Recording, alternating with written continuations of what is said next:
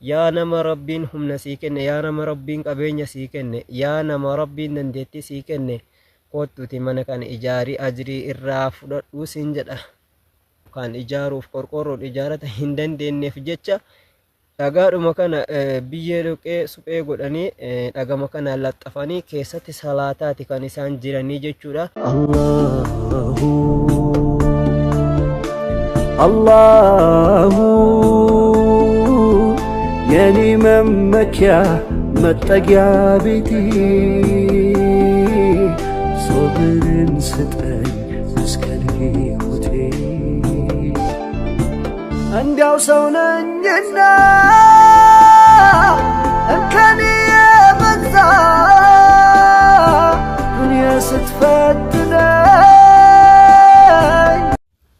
Assalamu alaikum warahmatullahi wabarakatuh. Akkam jirtan kabajamtoota fi daawwattoota maatiiwwan chaanala Seer YouTube bakkaa fi kallattii jirtan hundatti nageenya kabajaa fi jaalalaa isin haa ga'u isiniin jecha. Egaa kabajaa fi daawwattoota kiyya har ammoo waan addisii waan addaatiif viidiyoo haarawaan walitti deebineeti jirra. Viidiyoon guyyaa har'aa qabadhee isiniif dhufe kunillee kabajamtoota fi daawwattoota keenya namoonni chaanala kanaaf haarawaa taatan subscribe, like, share gochuun dagatinaa isiniin jedha. Gama Facebookitiinis follow gochuun dagatinaa, gama TikTokitiinis follow gochuun hin dagatinaa isiniin jedha. Kabajamtootaaf daawwattoota kiyya gara viidiyoo qabadhee dhufeetti isin dabarsaa. Hanga dhumaatti na waliin turtii gaarii.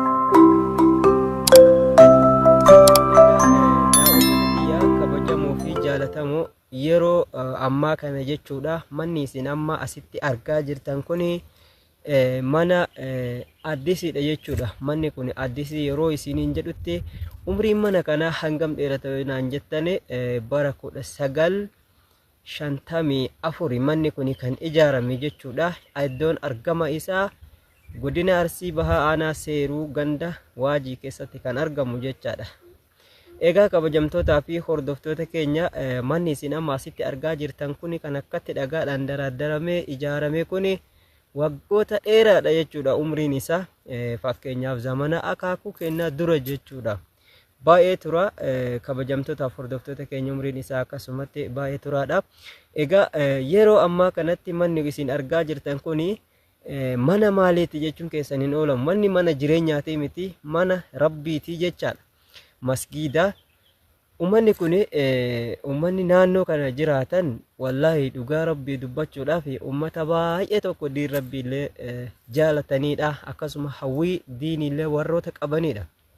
Akkasuma immoo ijaarsa masgiidaa kanaaf akkuma argitan kana kunoo mukkeen isin amma argaa jirtan kana ummanni kun humna isaaniitiin itti xaaranii danqaraa deemanii gaara bahanii laga bu'anii ciranii muka kana walitti qabatanii jechuudha hin ijaaranna jedhanii erga ijaara saafu bakka qophaa'anii muka ciratanii muka jaahiza godhatanii geessanii booda humni ittiin ijaaran hanqatee gara maallaqaatiin humni isaanii waan gahaa hin ta'iniif jecha yeroo irraa yerootti beellamanii osoo waggarraa waggatti waa walitti kukkuufataniitiin hin jedhan ummanni kun hamileen isaanii hamilee baay'ee takka hamilee ijaarsa masgiidaa qabanii garuu humni isaanii waan dadhabdee jirtuuf haga ammaan tanaatti ijaaratuu hin dandeenye jechuudha.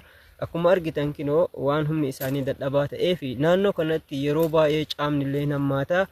Haala hongeen baay'iftee hammaattuun ummanni naannoo kana jala jiraatani masgiida kana ijaaratu dadhabanii jechuudha. Garuu immoo yeroo salaataa yeroo waqtii salaataa sirriitti kabajanii salaatanii masgiida kana ijaaratuuf yeroo baay'ee ima marihatanii garuu humni ittiin gahan sun hin dhabame wanni ittiin ol ka'an harkaa dhabamte jennaan ummanni kun hanga humna isaanii xaaranii amma immoo harki isaanii lafa bu'ee jira. Namni rabbiin sumunii takkasitti beedhe namni rabbi dandeettii sii kenne jechuudha mana kana gargaari. Rabbi irraa ajiri argatta wallahi namaa miti niyyadhuuti rabbuma keetiif jecha masgiida kana niin ijaara jedhiiti waan qabdu keessa buufadhaa isiniin jedha. Akkasuma akaawuntiin immoo wanti kun irratti bu'ulleen akkuma asirratti argitan akaawuntii kana kan uummata kanaati walitti qabameetiin jira. Akkasii rabbi isin haa gargaaru. Namoonni rabbi dandeettii isinii kennee waan akkana kana ijaaru irratti hamilee qabdan keessa buufadhaa isiniin jedha. Ummata kana gargaarree haa ijaarruu fi isiniin jedha. Wallahi guyyaa boruutiif ol kaawwatuudha.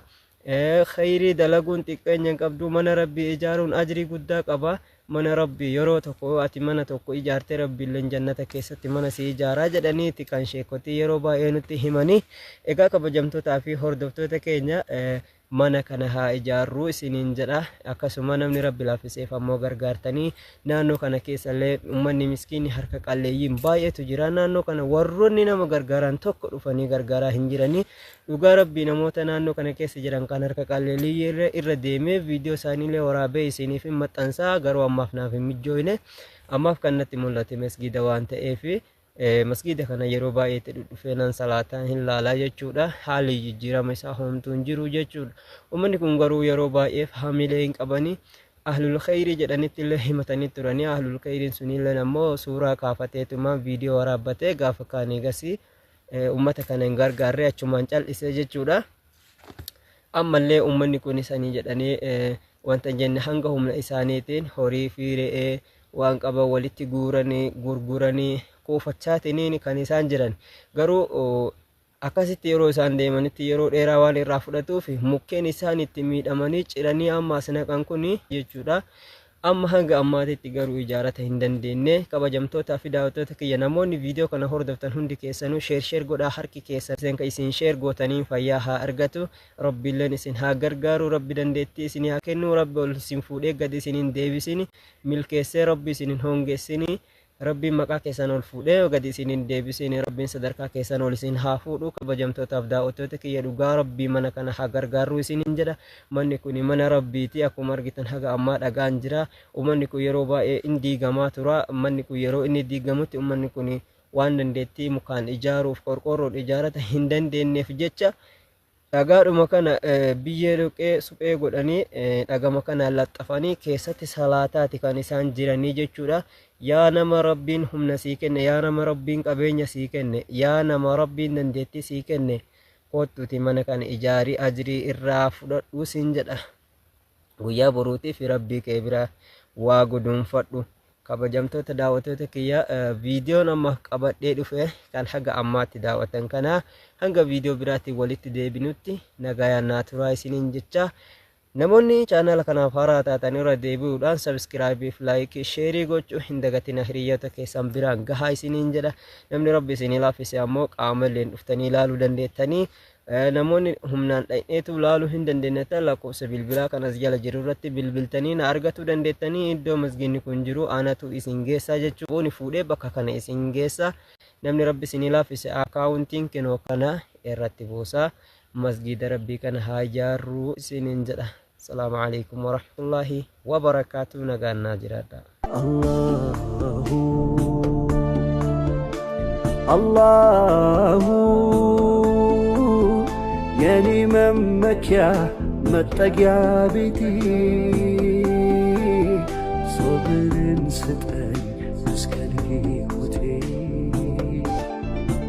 عندي وصونا جنة